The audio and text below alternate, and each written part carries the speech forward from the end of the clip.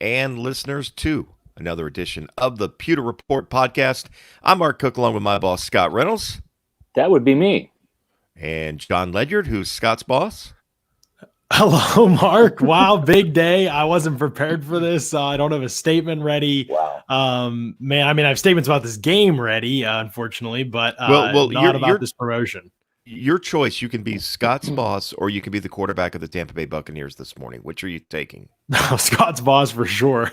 After watching the way the coaching set up Brady in that game, I wouldn't want to be him. I would like to be Bruce Arians' boss and chew his ass out and then chew the player's ass out for what was an absolutely horrifically sloppy game played on Thursday night in Chicago. Just the penalties of this team. It's like, I'm so sick and tired of writing the same damn story week after week. Bucs beat themselves, most penalized team in the damn league. But I'm at a loss for why this plague of this team beating itself, which started really in the Raheem Morris area and continued on through Greg Schiano and Lovie Smith and Dirk Cutter.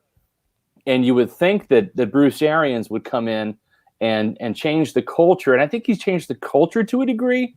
I think that they're capable of winning more games now. And thanks to Jason Light's drafting, they actually have more talent than they did in previous years. Mm-hmm. But this team just can't get out of its own way.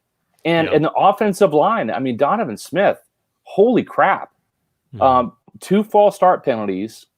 And he gave up 2 sacks. One of those was nullified because of a gift of a penalty from Khalil Mack. When he body slammed Tom Brady. Mm-hmm. Ryan Jensen, 2 penalties. We saw the stupid personal foul penalty at the end of an 11-yard gain.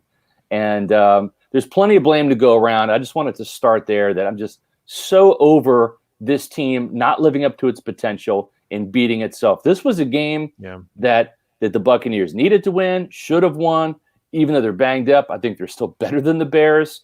Mm-hmm. And the last thing I'll say before I get off my soapbox here is Thursday night football absolutely sucks. It's sloppy. It's a detriment to the league.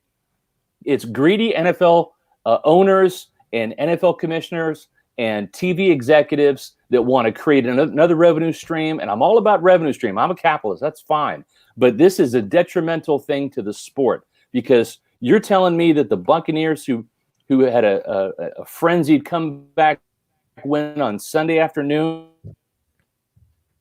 playing Chicago less than 72 hours, we're ready to go against the Bears? Absolutely not. I don't care if it's the Bucs and Bears, the Chiefs and Texans. You put the Packers on Thursday night, it's going to be sloppy football because football is a full contact sport, the most contact sport of all. And you need a full week to recover because, as I've had plenty of Buccaneer players tell me over the years, playing in a football game on Sunday is like being in a car wreck. It's literally like being in a collision with another vehicle. And guess what? There's 16 of those a year, 16 car wrecks a year. And we're asking these players on 4 days to get ready to get back in the car and get into another wreck on Thursday night. It's awful. The Buccaneers still should have won, not using that as an excuse. But I hate Thursday night football because it's a sloppy, inferior NFL product. Yeah, there's a lot of things you said that I completely agree with as reasons why this game was lost and should not have been lost for sure. But I mean, I just keep going back to coaching. If we're playing this blame game, it's never on one figure when you lose a game, especially like this, that you shouldn't lose. But I just keep going back to coaching in this one, and I keep going back to situational game management. I know there's some, the penultimate drive of the game by the Bucs was so unbelievably mismanaged by Byron Leftwich and Bruce Arians. I mean, to come out in 13 personnel against a 6-man defensive line and expect to be able to be successful running the ball with Cameron Brate and Tanner Hudson, who are not blockers, being asked to block defensive linemen, it's just ridiculous. I mean, it was a horrible play call. It doesn't make any sense. It's putting players in positions where they can't be successful, which is the opposite of what you need to do as a coach. Then you come out in 13 personnel again on 2nd and 12 when they know you're passing and you can't execute. You have a 2-man route combination, both routes beyond the sticks. Neither route complements each other. There's nowhere for Brady to go with that ball until Rojo check releases. Brady throws it down, but he's getting hit because Ryan Jensen gets beat 8 men in protection initially with Rojo staying in, and they cannot protect. They can't keep Brady clean. He gets hit as he throws. Rojo still should have caught it, in my opinion. I just think that those two plays like that, you have to be able to get positive yardage. You have to be able to get an easy completion. You cannot run no clock there and gain no yardage. In fact, lose 2 yards in that situation. You go by the 3rd and 12, they have to get the first down at that point. And the Bears just sit at the sticks. They can't. It doesn't do any good to do anything else in that position. So there's nothing for Brady to do that entire drive. And that was the drive. They get 1 first down. You have a successful first down play even. I think your chances of winning that game go way up. So that was one example. We also go to that 4th and 1 call down near the goal line, which the Bucs kicked the field goal, went up 19-17 instead of going for it. I know there are some mixed opinions, I think even among us there. My opinion, if we're all kind of in agreement, coaching was a big part of this blame game. I think in that situation, you go for it. You go for the win. You go to get the ball into the end zone, and you try to put a nail in this one because to me, I felt like the Bucs defense. If you're backed up, okay, then they're backed up, and the Bucs defense has to make a stop. You clearly trust your defense to hold them if you're kicking the field goal. So trust them to be able to keep that field position, and then they have to punt, and you get the ball back with great field position. So I thought that was another coaching error in a night that was really just full of them. Yeah, I didn't disagree with kicking the field goal there as much as I disagreed with them going for it on 4th and 1 from their own 20-yard line. My point is, if you're going to be aggressive in the first half from your own 20-yard line, why the hell wouldn't you be aggressive to put the game out of reach in the fourth quarter? Make a decision. Who are you? Are you an aggressive football coach? Are you a risk it or biscuit, or are you a guy that just says, you know what, some days I want the biscuit, some days I'll just take a piece of toast? I mean, make up your mind, Bruce Arians and Byron Leftwich and even Tom Brady to a degree. It was just mind-boggling, the coaching decisions. The fact that they can't keep a kick returner from averaging 40 yards on 3 returns. The special teams was not good. I don't know what Todd Bowles' scheme going into this game was. Damn good. Ryan Suckup was damn good. Now we're going to mention his name. Oh, yeah, I was going to say. Now we're going to mention his Ryan name. Suckup. That's right. The Bucs kicker. Perfect. 4 of 4 on field goals and the extra point. Bucs have a kicker. It's fun while it lasted. Sorry, Ryan. Wow. Well, he just jinxed it for next week. I know. I did. Now, we talk about a football team having an identity. I don't know this coaching staff has an identity. They don't know what they want to be. Do they want to be aggressive? Do they want to be Riverboat Ron Rivera? Do they want to play it conservative and by the book? It's all over the place. Do they challenge? Do they not challenge? I mean, it's very frustrating to watch this football team. I'm not sure what Todd Bowles was thinking going into that game. You're facing Nick Foles.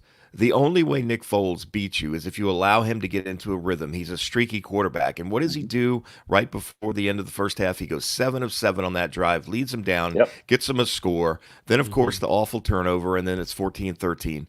But if you're playing aggressive, if you're playing a lot of press man, if you're getting in the receiver's face, yes, press man. What's that? Hold on. What's press man? Well, I'll tell you what it is. It's not what Lovie Smith used to run, and apparently Todd Bowles was doing his Lovie Smith impression last night. I was thinking that actually during the game. Yeah. Nick Foles isn't going to beat you with a deep ball. I mean, they were getting decent pressure on him. The few times they tried to take some deep shots, he wasn't able to really get a lot on the pass. So just the whole mindset, it seemed like once they got up 13-0, they tended to play like, well, we've got the lead. You know, we're banged up. Let's just not lose this football game. And that's exactly what they did. They let him win. It felt that way. Yep, absolutely. Go ahead. I just think that, I think you're completely right about that. And so if we take this coaching and we take this officiating, and which I know we don't want to belabor officiating. I think everybody knows, that there were clearly missed calls that hurt the Bucs in this game, but the Bucs also committed a ton of errors. They committed a ton of infractions. I'm not giving the refs the blame for this one. Yeah, there was a couple of egregious calls and non-calls, but no, Tampa Bay committed way too many legitimate penalties by themselves. 11 penalties for 109 yards. And you can't win football games consistently in the NFL when you're shooting yourself in the foot. And, the 1st and 20, the 2nd and 34, all this is just nonsense. Mm-hmm.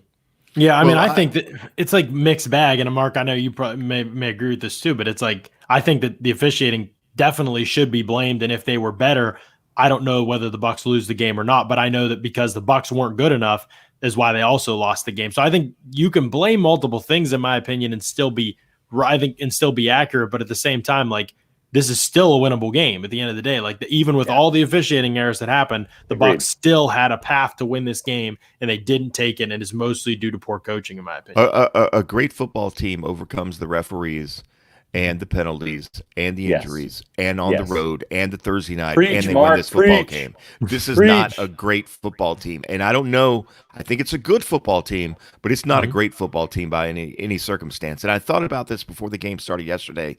This is the game that the Buccaneers in years past hands down lose, right? And I thought to myself, if this is a different Buccaneers football team, if it's actually a different team than what we've seen in the past, they'll find a way to win tonight regardless of the injuries. And they didn't do it. So I don't know that this is a different football team. There's different names on the jerseys. There's new uniforms.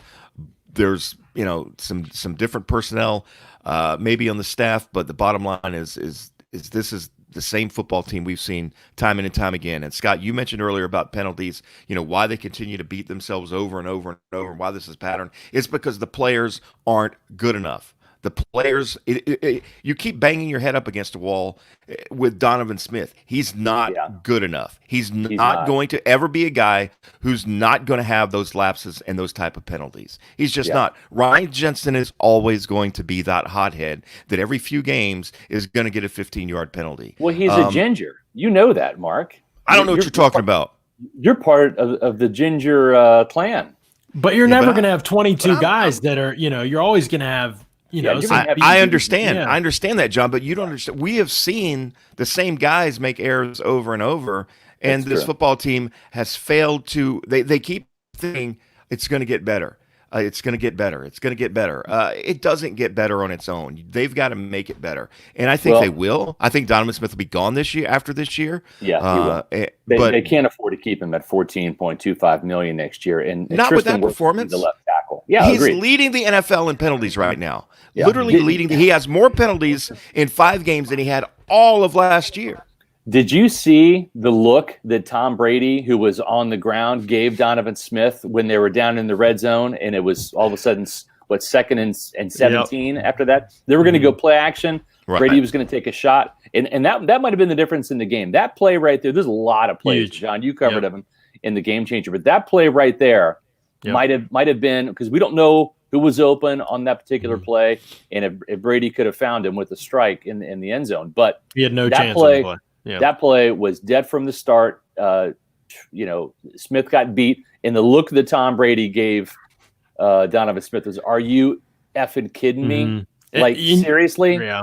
You have a chance as a quarterback if guys are getting beat slowly. Like, you should have a chance to find your hots, get rid of the ball. But I mean, a play like that, you've no chance at any. I mean, there was too much of that from the offensive line. I thought. For sections of the game, I honestly think the offensive line, considering that they played a really good defensive line and a deep defensive line, for sections of the game, the run game, I thought even in pass protection, especially the first half, I thought the offensive line was great. But the couple drives, especially the penalty-laden one, was about as bad as you can get. It was like the whole group as a whole was like Donovan Smith's career, like in a nutshell during that game. And speaking of Donovan Smith, good stuff and then fall apart. Speaking of Donovan Smith, I think it was like 2nd and 34 or 3rd and 27, whatever the hell it was on that drive. And Khalil Mack actually was going to bail out the Buccaneers with that late hit on Tom Brady, the personal foul. But Donovan Smith had a holding call on the play.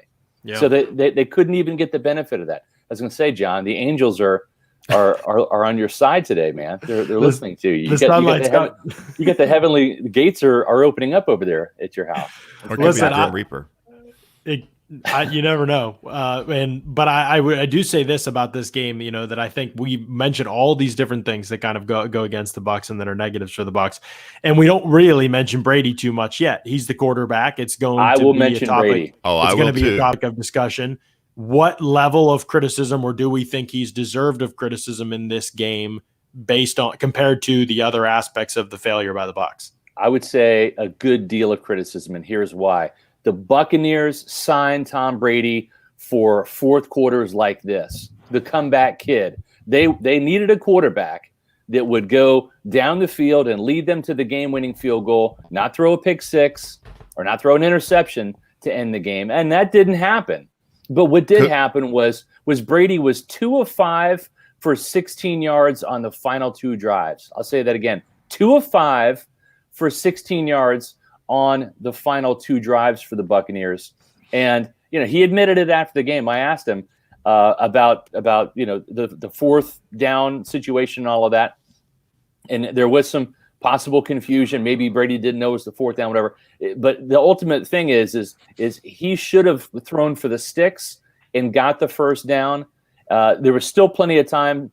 All you needed was 6 yards. It was 4th and 6. They needed 6 yards, get the first down, run up, spike the ball, 38 seconds left on the clock. And guess what? You're at the Bears 49. You need about 15, 20 yards, and all of a sudden you're in range. But for Tom Brady to take a risky shot down the field to Cam Brate when you needed 6 yards, it was a bad decision. And we just didn't see a lot of good throws from Tom Brady in the fourth quarter, especially on those final 2 drives. And the numbers are what they are. But that second to last drive, he didn't have a chance. I mean, there's nobody open at any point in that drive. I mean, so I put that completely on play calling. I'll give you this, and this is why I don't think Tom Brady does. Like, to me, he's a footnote in this whole conversation. Like, I have no – like, Tom Brady, by and large, played well enough, I thought, to win this game. And ultimately, the rest of his team and the coaching did not. I'm not saying Tom Brady was amazing tonight, but like think back to the beginning of the game. Tanner Hudson's open. It's probably a touchdown, except he gets hit as he throws, and it's not a good enough play. Think about when he takes him down in the red zone, or think about when he takes him down the field, and Tanner Hudson drops the third down pass when they're about to enter the red zone. Like, it's not on Brady in that situation. He takes him down the field into the red zone, and Donovan Smith gives up a sack where Brady doesn't even have time to turn around and survey the field before he's going down. Again, he put them in positions consistently, I thought, to win the game. And then I will give you this. I thought in the last drive of the game, Tom Brady was not good enough. I thought there was no doubt about that necessarily. I get the throw to Cameron Brate because in that situation, you have no timeouts. There's 36 seconds left, I believe, when that play starts. Absolutely not. Terrible. And that was the worst decision in the last 2 drives. If you throw underneath Keyshawn Vaughn in that situation, Roquan Smith's right there to make the tackle in the open field. Even if you pick up the first down, he's going to have to fight through that tackle to do that. You're at your own 46-yard line, maybe. And you need 15 yards with 20 seconds. You need 15. Look, Tom Brady has done this a million times. Tom Brady has done this. What did they show the stats? Like 64 game-winning drives or some obscene amount of money of fourth quarter comeback wins. I don't know what it is. Look, there was plenty of time. I went back and watched it last night after we were done with all of our work. He absolutely had plenty of time. Like you said, with 38 seconds, you've got to get the first down first and foremost. Cam Brate was draped in coverage. That ball could have been easily picked off. It was a desperation throw because Tom Brady thought it was fourth down. I mean, thought it was third down. He thought he was going to get another shot there.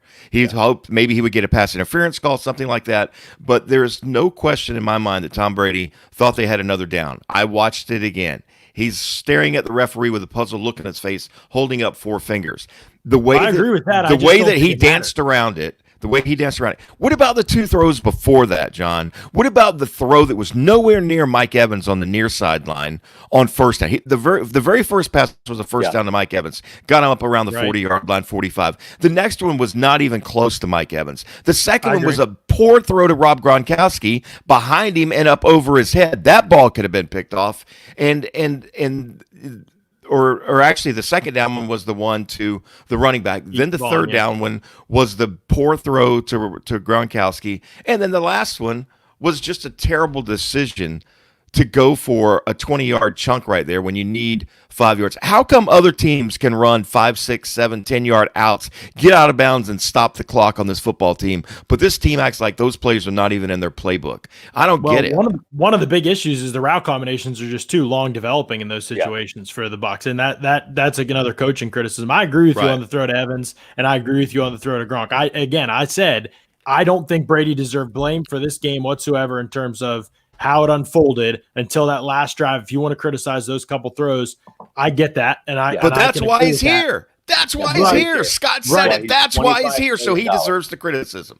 He Right, deserves but it. at the Absolutely. same time, he played well enough for them to win this game. And so you can say that's why Brady's here and fair. But what about everybody else in their jobs and their responsibilities that continually let him down throughout this game? No, When he continues, listen, this team continues I to lead the agree. lead by far and drops. I agree. I didn't like the play calling in the fourth quarter. I didn't like the route combinations that really stymied the Bucs' opportunities for getting like the needed 6 yards, right? Yeah. And also too, listen, Brady, those final 2 drives after getting hit 8 times and sacked 3 times, he was nervous in the pocket. All right. Mm-hmm. Brady usually had a clean pocket up in New England. In the times where he wasn't, he got rid of the ball quickly. The problem is in Bruce Arians' offense, and John, it speaks to your point, with the route combinations, there's so many intermediate and deep routes in this offense that there really isn't many check down, quick throws where Brady can deal with the pressure in that. In the ticking first half, clock in they his had head. him. What happened in the first half? Well, and the Bears had no problem converting with slipping their running backs out of the backfield. Right. Yeah. Yeah, that was frustrating. I mean, I think you're right, Scott. Like, it's like sometimes they get away from stuff that can just keep drives on target. You know what I mean? Like we talk about how this team's always in third and long. They're always in third and long, and that's just a horrible situation for a quarterback to be in because it makes it so easy for a defense to split and rush. And you know what? And the predictability is just maddening sometimes with Leftwich, right? Like obviously the Buccaneers are going to run the ball, right, when they're backed up by their own goal line, and they've got the lead. And they just need to kill some time, make the Bears burn their timeouts before the 2-minute warning. But to come out, like you said, in 13 personnel, the most obvious run grouping the Buccaneers have in terms of looks, with 2 tight ends that cannot run block, in Cameron Brate and Tanner Hudson, effectively and consistently, and run out of that. I would much rather have seen the Bucs come out in 4 wide with Rojo in the backfield and run a draw or some type of quick hitting handoff and let him operate in space rather than trying to box everything in with a 3 tight end look with only an aging Gronk as the good blocking tight end. It's just so predictable. It allowed the Bears to get into a run stuff in front and just nullify the play before he even had a chance to start. It was a -2 yard loss. So if you want to run the ball, fine. I'm all for it. But by God, Byron, it's like, don't be so damn predictable. It's just maddening. It's bad football. It's bad coaching. And you know what? Props to Bruce Arians for saying what was the God's to honest truth. They got outcoached and outplayed in this game. And it's a damn shame because this is an NFC loss. The Bears still aren't that good of a team. But when it comes down to playoff time, and thankfully for the Buccaneers, there's an extra wild card team in the playoff mix this year because maybe they'll have to latch onto that one. This is a loss. This is the kind of loss, Mark, and we've seen it time and time again, that comes back to bite the Buccaneers in the ass later in the season, where it's one of those woulda, coulda, shoulda, games that ends up costing the Buccaneers a home playoff game or a playoff game altogether. Yep, that's what I said on 620 today. When the end of the season comes around, look, the Buccaneers weren't going to win 15 games this year, right? We knew that. Right. There was going to be a few of these slip-ups. Every team has them. That's okay. But the problem is the teams that you should be, that you're better than, those are the ones that'll make you sick to your stomach at the end of the year if you miss the playoffs by 1 game or you lose on a tiebreaker to the Packers like they did in 2010. I mean, these are the things that will drive you absolutely crazy. The thing is that I was smart enough to do is I was like, I'm not betting on this football team. No way. I know a lot of people were. I was like, not this wounded football team. No chance I was going to bet on them. Wonder if any of you guys thought about maybe placing any bets. Yeah, actually I did. And I'm not. Really? You took the Bears. Good idea. Good No, move. I did not. I took the Buccaneers and I actually went large on multiple bets on my bookie. Wow. But, well, yeah, I did. But I'm not, I swear I'm not putting that type of that's not influencing my coverage. The fact that I lost $25 last night in no way, shape, or form is 25 influencing. That's it. Yeah, I put 5 different $5 bets on the Buccaneers. You know me; I'm a $5 bet guy. Are you going to be able to make your mortgage payment this month?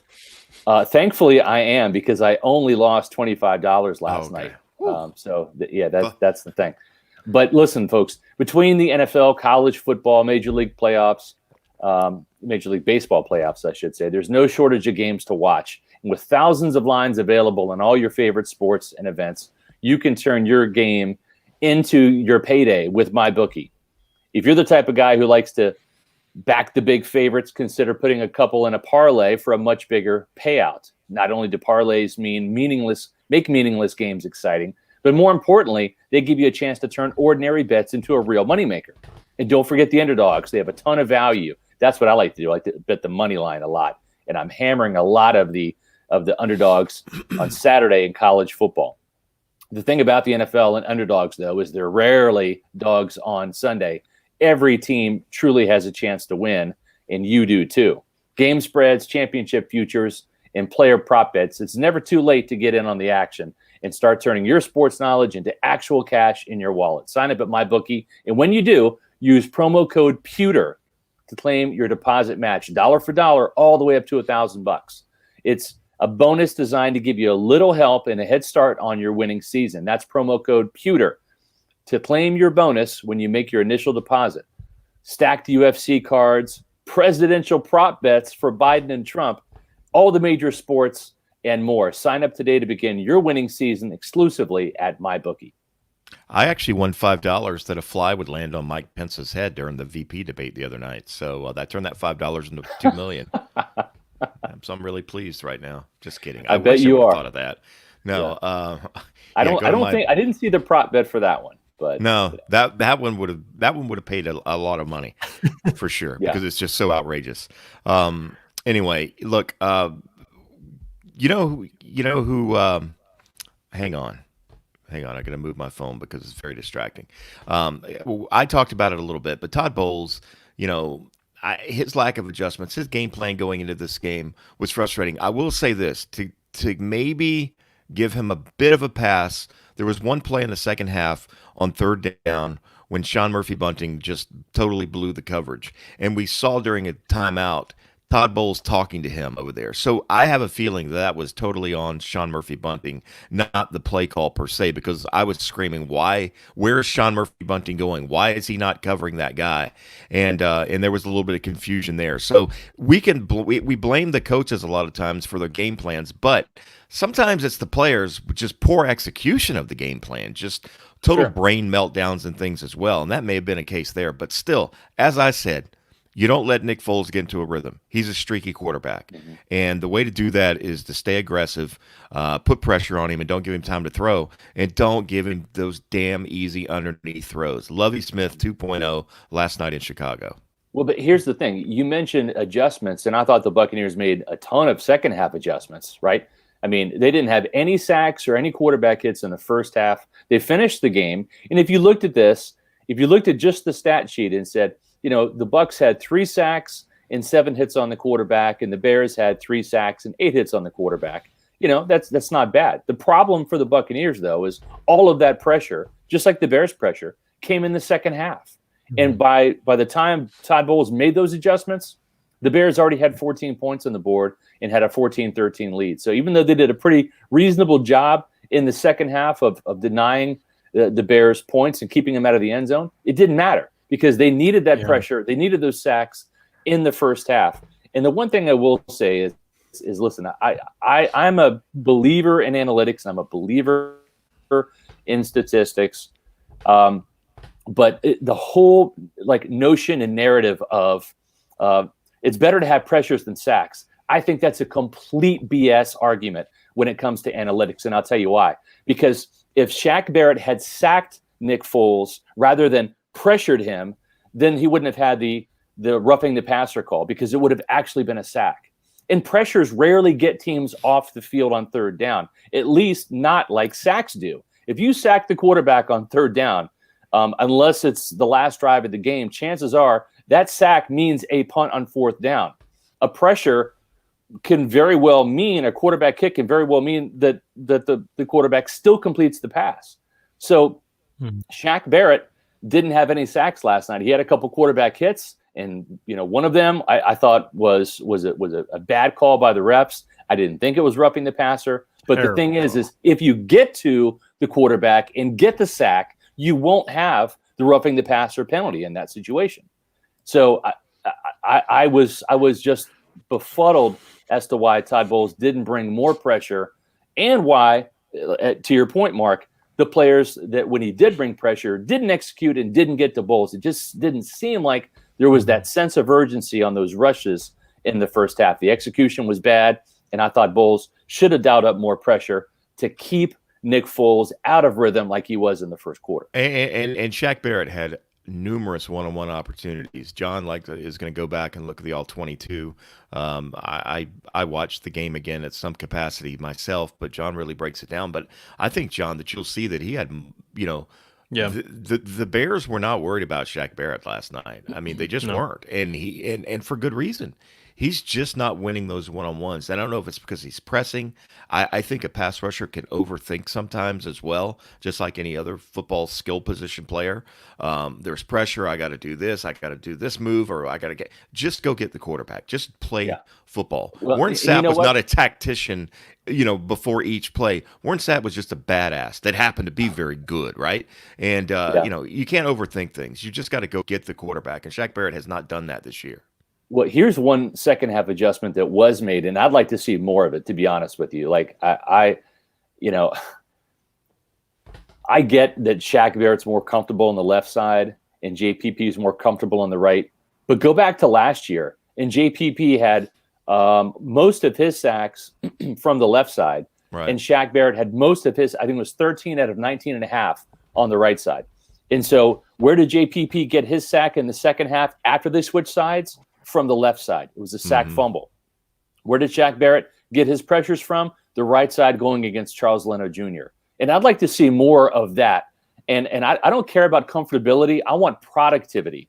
And I want to go back to last year when Shaq Barrett was getting, 1, 2, 3 sacks a game from the right side, going one-on-one against tackles with his speed, whereas now he's going against right tackles and he's facing a lot more tight ends on that side. I'd rather see JPP, who is bigger and a little bit more flexible and bendy, being able to whip those right tackles. And I want to see the speed and the moves from Shaq on the right side more often.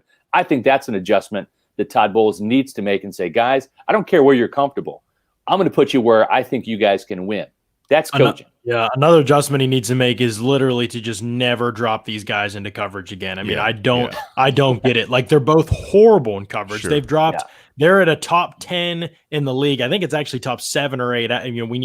It was coming into this game, and then they dropped them during this game. But they were both dropping about 25, 24. I think it was 25 and 26 snaps on the season between each of them had. And so I don't get it for multiple reasons. Number one, because you're paying them to pass rush. And it's the same thing. The Steelers went through this for a long time, and I saw it for years, and I was critical of it. Now they hardly ever drop their edges, and Watt and Dupree are both beasts. But I think that it throws off pass rushers' rhythm. You're dropping them usually in obvious pass situations. I know you're trying to generate some type of a blitz, but it just, they can't cover. Like, neither of them are that type of an athlete in space. Shaq Barrett is asked to drop on the biggest play of the game and pick up David Montgomery. And that he's not going to do it. Like, it's just not going to happen. It's a completion, and that was basically the end of the game at that point. Unless the Bears mismanaged the clock, which they did. But that's for Chicago people to talk about. But I just thought Shaq Barrett in that situation, dropping into coverage, was just egregious by Todd Bowles. I thought that how often they played totally off receivers with no adjustment. I mean, Nick Foles tries to throw downfield at Darnell Mooney. Can't hit the pass. I mean, he tries to throw deep to Allen Robinson. It's way underthrown. Carlton Davis picks it off. When they made it difficult for him, when they made him hit high degree of difficulty throws or longer developing routes, the pass rush got there or he couldn't complete the pass. When they gave him this easy underneath stuff, what happened was the Bears were able to march it down the field, get in position for enough field goals, and then eventually a couple touchdowns too even. I know the short drive helped on one of them, but to be able to stay in this game and win this game. When you couple that with the offensive failures, it's just an inexcusable lack of adjustment to me. When they went up and pressed the receivers, they were successful. Look at Jamel Dean at the end of the game. He broke up like 4 passes in the second half because he was being physical and he was more aggressive jumping routes too. And that's something that they need to be. If the Bears are gonna throw that short all day, like, dare them to hit one deep on you, and jump those routes and create a turnover. And I thought they did play it better, I thought, in the last 2 drives for the Bears, and the Bears barely moved the ball except for that play that Shaq Barrett dropped into coverage. That they couldn't complete passes to receivers on their last 2 drives. The Bears could not, and it was a huge adjustment by the Bucs that was good. But then dropping Barrett killed them, and it was just so short a distance for the Bears to go to get into field goal range at the end that it was too little, too late. The adjustments should have come sooner. They didn't, and I think it's a huge reason why the Bucs lost the game. And John, let's not forget when you're mentioning Foles not hitting deep passes. His pass to Allen Robinson down the left sideline was so woefully underthrown that Carlton Davis got a PI on that penalty just because he was playing the man, right?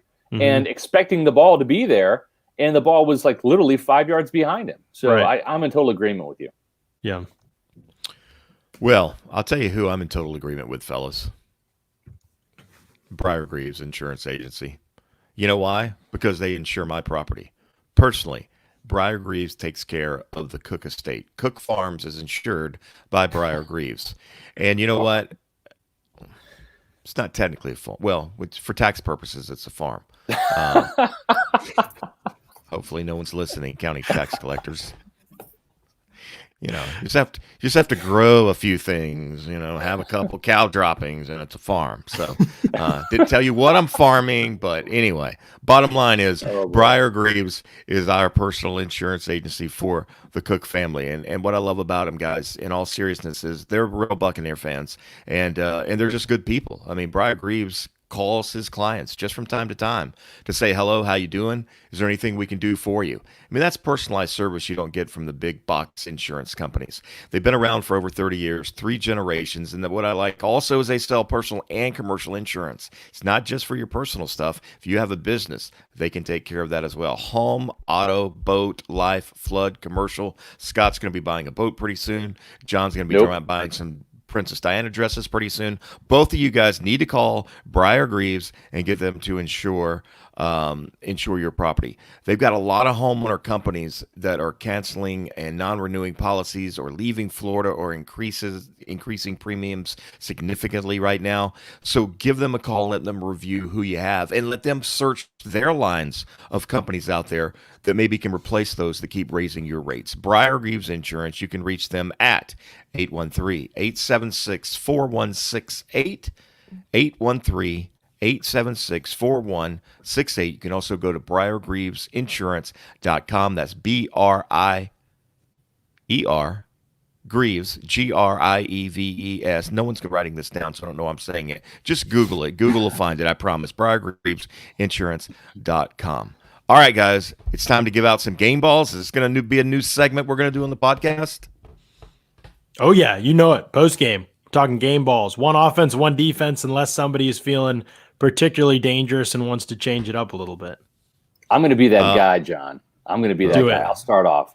I'm going to start off with Ryan Suckup. Yeah, I said his name, and I'm going to say it again. Yeah, he's gonna miss some kicks against the Packers, isn't he? Like in the south end zone. Yes. I'm really screwing this up. Game ball, Scott. Yeah, but too much attention.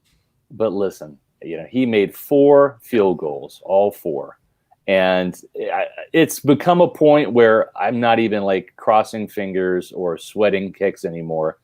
And he made the extra point. I don't know what his percentage is. I'm not as prepared looking that up. Yeah, but I mean, he's had 1 miss, right. 2 blocks, like you said, and he's just been the steadiest kicker that I can remember. Since Cairo Santos. Since Cairo Santos, yes. Sorry, yes. I had to bring it up. Great point. I'm also going to give a game ball to Rojo. I'm a defensive-minded guy, and I just thought that Todd Bowles' game plan was like yuck, and I thought the execution by and large by the Bucs defense was yuck. So I'm going to go offense, which pains me because I'm a defensive-minded guy. But I'm going to give it to Rojo because he is making me a believer. He is. This is not a fluke. I think he's turned a corner. I love how confident he's running the ball.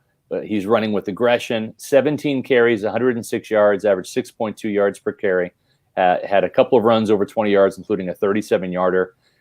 He's making guys miss. We're seeing some spin moves. We're seeing some jukes. We're seeing some broken tackles. We're seeing moves we have not seen from Rojo before. And maybe this guy's just a late bloomer in his 3rd year. But I was too quick to say that Leonard Fournette is going to be RB1, and maybe he ends up becoming RB1. But I'll tell you what, Leonard Fournette is here in Tampa to do one of two things: push Ronald Jones to greatness or push him to the bench. And I think right now, Ronald Jones is being pushed to greatness because he's taking advantage of these opportunities for more carries to be the guy. And Jon and Mark, he's being the guy. Yeah. I mean, that was an unbelievable Ronald Jones performance as a rusher. I mean, even as a receiver, he makes that great catch near the goal line. I mean, that was a low throw. Brady put it the only place you could possibly put that ball with that linebacker over the top. And I know he bobbled it, but he caught it. It was not an easy catch, and he caught it, and he would have scored if the officials hadn't blown the play dead. And so that was a great play by him. And I know maybe kind of blunders the one late. It wasn't a perfect pass because Brady's getting hit as he throws too, but it wouldn't have mattered anyway. 2-yard gain would have maybe burned a timeout, but the Bears didn't end up using those anyway. So, I thought that as a runner, man, unbelievable performance. To me, clearly he would get the game ball, but I'm going to try and be just a little bit different, even though I know we don't have to do that. But I'm going to go with Tyler Johnson because I thought, stole my guy. Sorry, I'm sorry, but I just thought he was really different.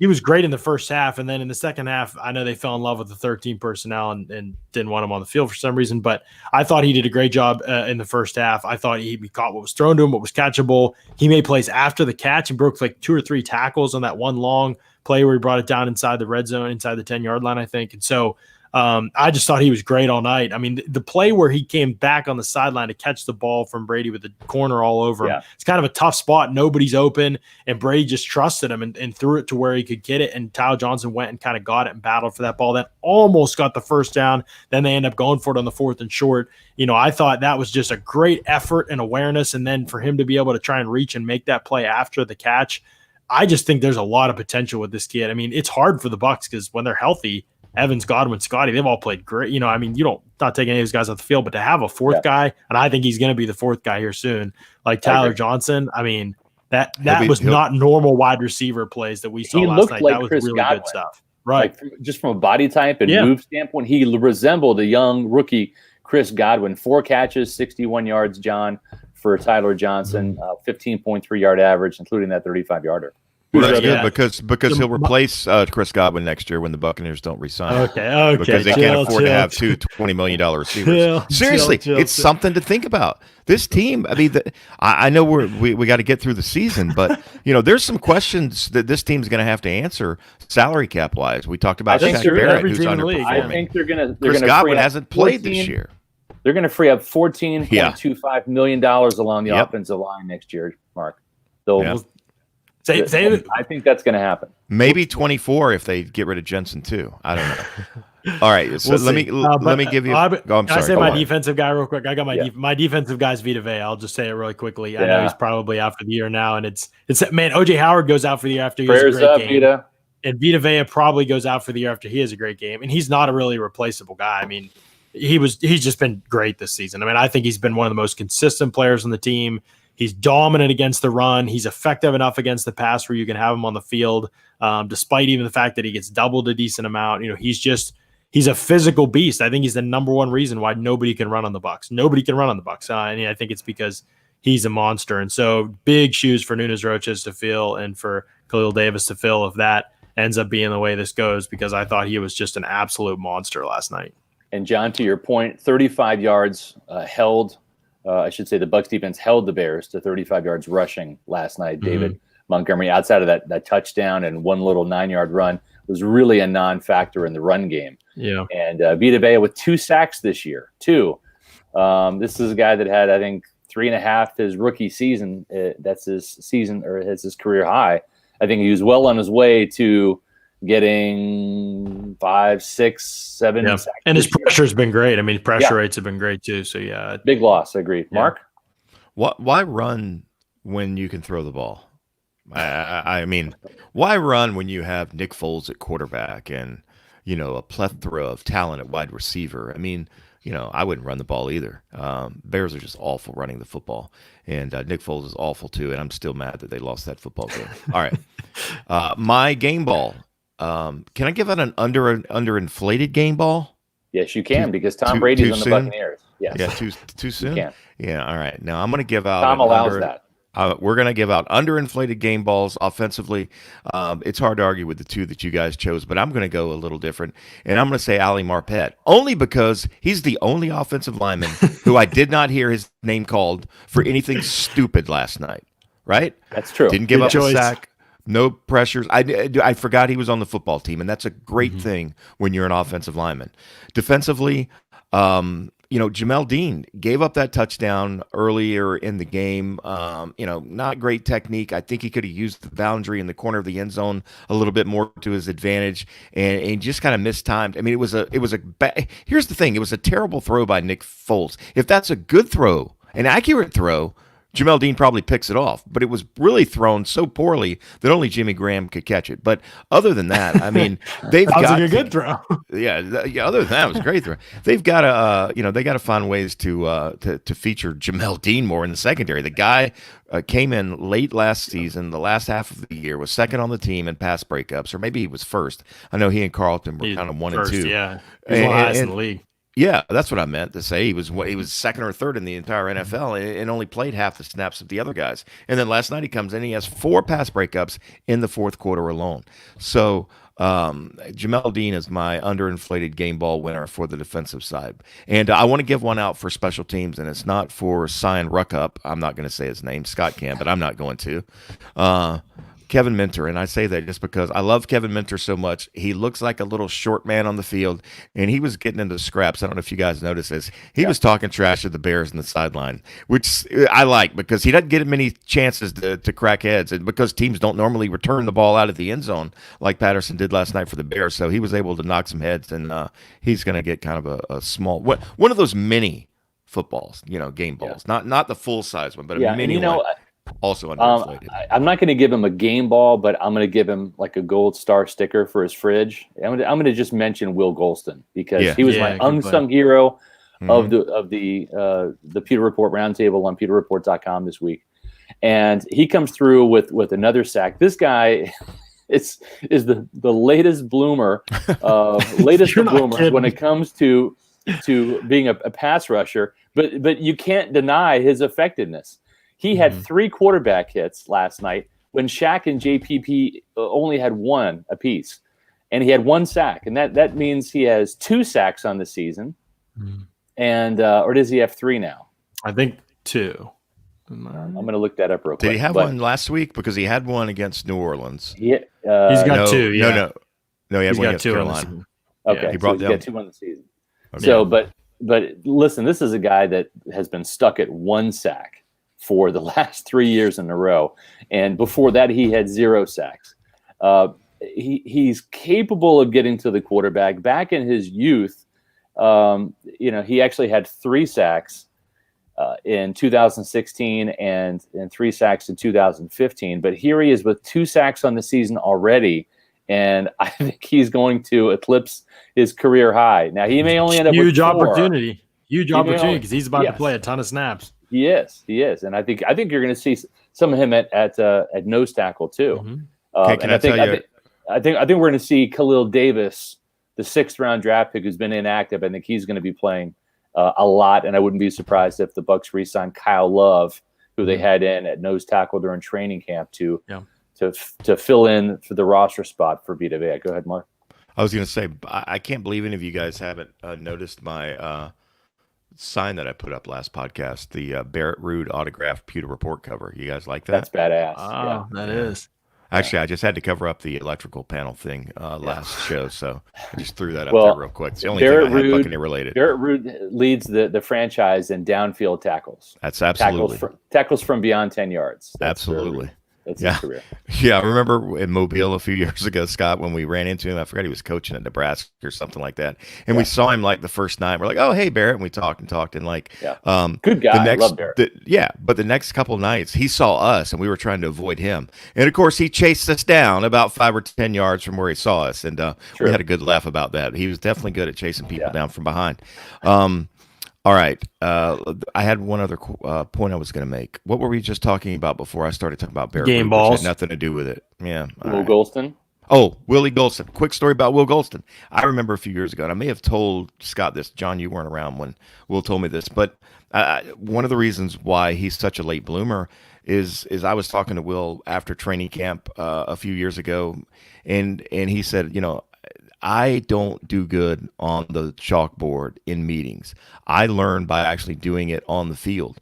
And so it's not surprising that in his second year in Todd Bowles' system, he's kind of figuring it out because he has to do it that way, And I applaud the guy for admitting, some guys are better, seeing it in person and doing it as opposed to, and the other guys are brilliant on the whiteboard, which means nothing once the game starts. You got to be a badass on the football field, and I'll give Will Golson that. He's a badass on the football field, and he was a guest. He was a guest on What's Cooking last year, where people can go. Good episode too, and people can go to our Pewter Report channel and subscribe. We need subscribers. We are jumping. I appreciate everybody that's done it so far, but we want you to go to Pewter Report TV. You could do a simple Google search and find our account and subscribe on YouTube, and you can find these podcasts. They're all archived. There's some old draft shows.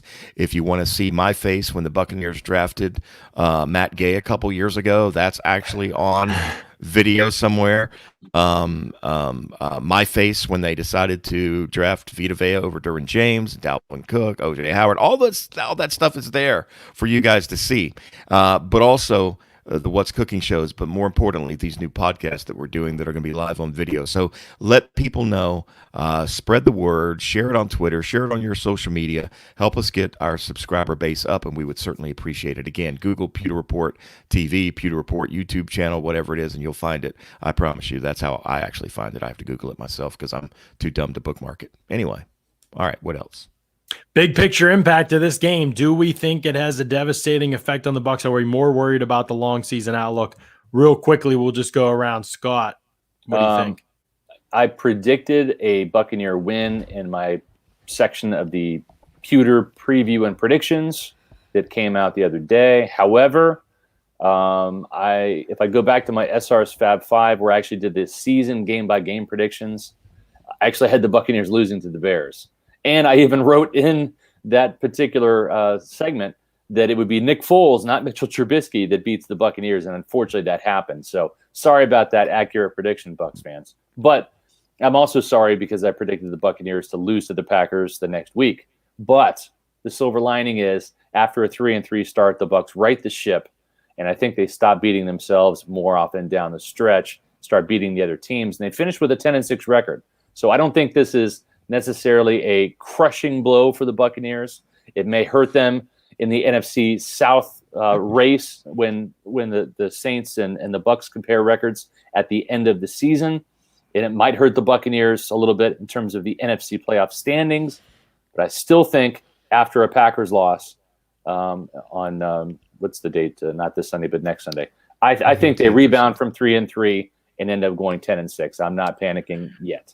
Yeah, I'm not panicking either. In fact, offensively, I feel the same way I felt every week. I think this team can put up 30-some points every week if they just stop dropping the ball and stop committing penalties. Even with some of the coaching things I disagree with here and there. If they're given 7 days off too, John. If they have to play a game in 4 days.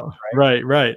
I just think that this is a team with way too much talent. Get healthy offensively for this Packers game and stop shooting yourself in the foot. But again, at some point it does be, it's like, okay, well, they're not going to stop shooting themselves in the foot, so they won't reach their potential. So I leave that door open, but at the same time, I know the offseason and everything. I'm just trying to give some grace there. But offensively, I think the only team that stops this team is themselves.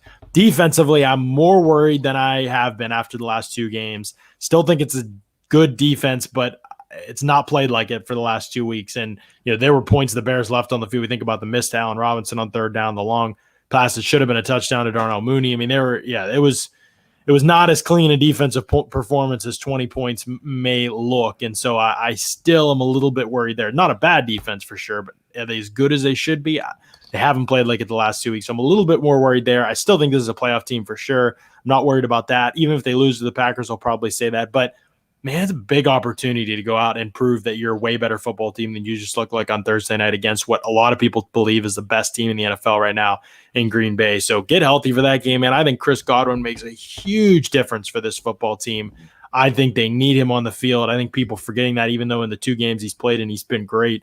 I think he is a really good player, and they have not had him as much as they should this year, and I think that matters a lot. So get him healthy, get the rest of these receivers healthy, these skill guys healthy. I mean, Scotty Miller's out here barely playing, and then I think I think they can challenge the Packers in this game. It's just a matter of playing more clean than they have, and they have to put that together for 4 quarters at some point.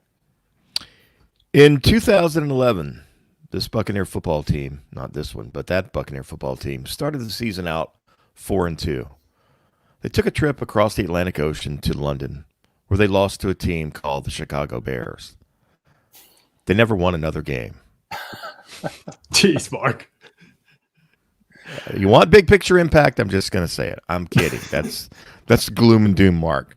Although Mark's bringing back on pace for guy. Yeah, right now. Somebody said Mike Evans is on pace for like 830 yards and 19 touchdowns. Yeah. No, they're not going to be the 2011 Buccaneers, but they've got some things to iron out. And as I said earlier, great football teams beat the officials, beat poor coaching on their own side, beat penalties, beat drop passes, poor game plans, all of those things, and they find a way to win. And they're just not a great football team yet. I think we maybe thought they were. Give them a little bit too much credit, but just goes to show you in the NFL, you got to work for every single win, every single inch. You can't give up a single inch because there's somebody out there trying to take your spot, and the Bears just wanted that game in the fourth quarter more than the Buccaneers did. And again, we can sit here and say that the Buccaneers beat themselves and penalties, and how are they going to correct it?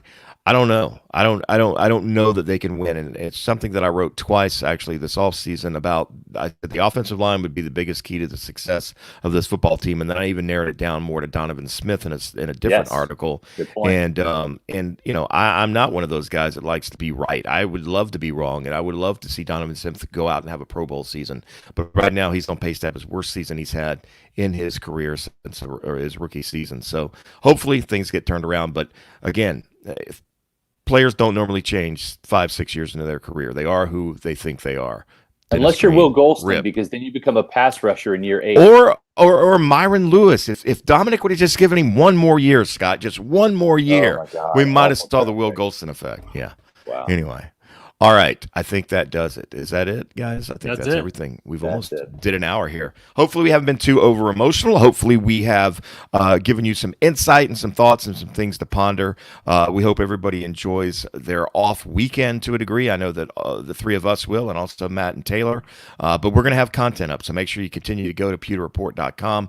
Scott's 2-point conversion is up. Our most impressive, most disappointing, John's game changer article, Bruce transcript. We'll have Bruce here shortly. We'll have find out more about Vita Vea's injury. Lots of things going on all weekend. Make sure you go to pewterreport.com. Join our message boards. Have a discussion with other fellow Buccaneer fans and Pewter Report readers as well. And don't forget to subscribe to the YouTube channel. If you're listening to this on SoundCloud or Apple Podcast or Stitcher or whatever it may be, go to YouTube, create a account, and subscribe, and we would certainly appreciate it if you did it.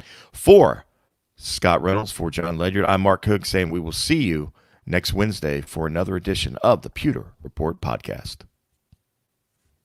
Out. Tom Brady out.